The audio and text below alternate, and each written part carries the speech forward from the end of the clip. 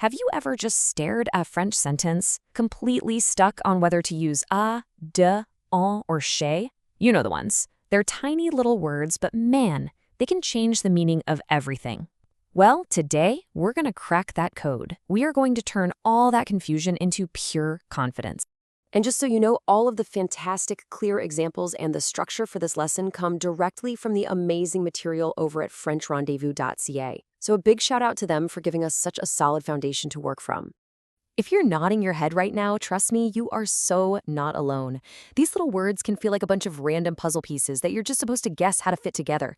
But here's the great news. It's not random at all. There is a system, there is a logic to it, and today we're going to hand you the key to finally solve that puzzle. So here's our game plan for today. We're going to start with the basics of what a preposition even is. Then we'll dig into the core rules for our first pair, a and de, and then for an and chez. After that, we'll pull it all together in a big summary, look at some really common traps you want to avoid, and then we'll wrap up with a quick quiz to make sure it all sticks. Okay, first things first. Before we can solve the puzzle, we have to understand what the pieces actually are, right? So let's start with a really basic question. What exactly is a preposition? Right, that's the official definition. But in simple terms, a preposition is just a small, powerful word that doesn't change. Its job is to connect different parts of a sentence. It's kind of like the glue that shows us the relationship between things, like where something is, when it's happening, or which direction it's going. You know, words like to, from, in, or at in English. All right, foundation is set. Let's tackle our first pair of prepositions. And these two are the real heavyweights of French grammar, a and de. I want you to think of them as two sides of the same coin. One is about movement to a place, and the other is often about movement from it. First up, we've got a. Its main job, its number one role, is to point to a place. So it's always answering the question where. It could be where you are right now or where you're headed. And you can see it perfectly in these examples. Je vais à Toronto. I'm going to Toronto. That's the destination. Elle est à l'hôtel. She is at the hotel. That's her current location. So you see, whether you're going somewhere or you're already there, a is the word that points to that specific spot. Pretty straightforward, right? Okay, but here is one crucial rule with a that you just have to know. French doesn't like the sound of aller or le together, so they get squished into a contraction. A plus le always becomes o, and a plus le always becomes o. This isn't optional, it's not a suggestion, it's a mandatory change every single time. Now let's switch gears and look at its partner, de. So if a is all about going to a place, de is often about coming from one. But it's way more versatile than just that. It can also tell you what something is about or even what it's made of. And this slide shows its different jobs so well.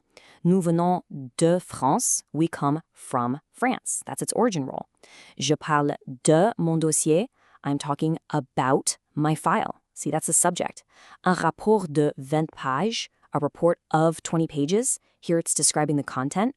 And nous revenons de mission. We are returning from a mission. It's all about the source, the topic, the starting point.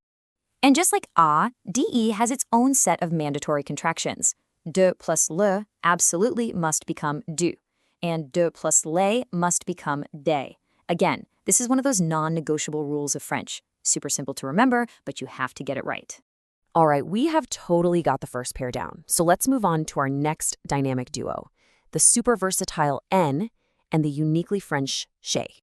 So in is a real workhorse. It does a lot of different jobs. You're going to use it when you're talking about how you're traveling, when you're referring to feminine countries in all continents, for things like months and years, and even to say how long something takes. Let's just look at the examples. Elle voyage en voiture. She travels by car. Easy. For most modes of transport, en is your guy. Je pars en Afrique. I'm leaving for Africa. For continents and feminine countries, you use en. Le stage commence en septembre. The internship starts in September. And cuisiner en 10 minutes. To cook in 10 minutes. See how much work that one little word does? Okay, now for a very special one, chez. This preposition is so uniquely French. Chez doesn't just point to a building. It points to a person's domain, their space. It could be their home, their office, their shop. The absolute key here is that the place is tied to a person or a group of people. And these examples are perfect. Rendez-vous chez le médecin means an appointment at the doctor's office, right? Travailler chez moi means to work at my place, at my home. You're not just going to some random building, you're going specifically to the notary's office, chez le notaire, or to the human resources department, chez les ressources humaines. It's all about the people who are in that place. Okay, we've broken down all 4 of these prepositions. Now it's time to put all those puzzle pieces together and see the complete picture. This summary table, this is where it's all going to click into place. What's so great about this slide is seeing everything laid out side by side. You've got the preposition itself, its contraction rules, its main job, and a crystal clear example. So for a, you see it's all about location. For de, it's origin or subject. For en, it handles transport and time. And for chez, it's a person's space. Seriously, this is a great one to take a screenshot of for later. Okay, you've got the core rules down solid, but to really become a master of these prepositions, we need to look at a couple of common traps, some of those subtle little differences that always seem to trip people up. This one is huge. It's the difference between speaking to someone and speaking about them. So, je parle à ma patronne means I am speaking to my boss. She is right there. I'm talking directly to her. But je parle de ma patronne means I'm speaking about my boss. The entire meaning of the sentence changes. One tiny preposition, a completely different situation. And here's another key distinction. When your destination is a city or just a general place, you use à. Je vais à Paris. Simple. But if your destination is defined by the person who lives there or works there, you absolutely have to use chez. Je vais chez Julie means I'm going to Julie's place. You would never ever say à Julie. This is a classic mistake, but once you get the logic, place versus person's place, it all becomes clear. Okay, we've gone through the rules, we've seen the big picture summary, and we've navigated some of those tricky spots. So now for the final step. Let's put it all into practice and see what you've learned.